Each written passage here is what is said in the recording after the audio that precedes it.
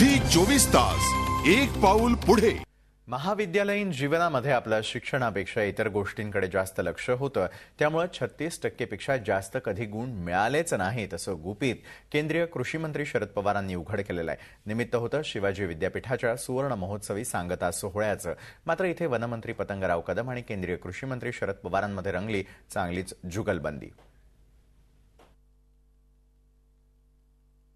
अर्थतज्ञ आपले पंतप्रधान डॉक्टर मनमोहन सिंग म्हणाले, असा शेती मंत्री होणे नाही।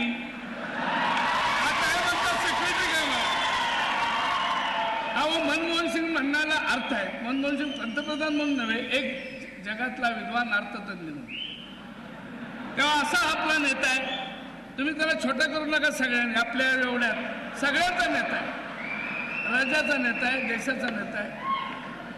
आणि म्हणून या सगळ्या प्रश्नामध्ये त्यांना जाण आहे। शिक्षणातले प्रश्न, महत्वाचे प्रश्न, दुष्काळाचे प्रश्न सुद्धा त्यांना समजतात। अहो, त्या खात्याचा मी मंत्री आहे म्हणून सांगतो। शेवटच्या वर्षापर्यंत 12 विषय घेऊन मी व्यवहार करतो।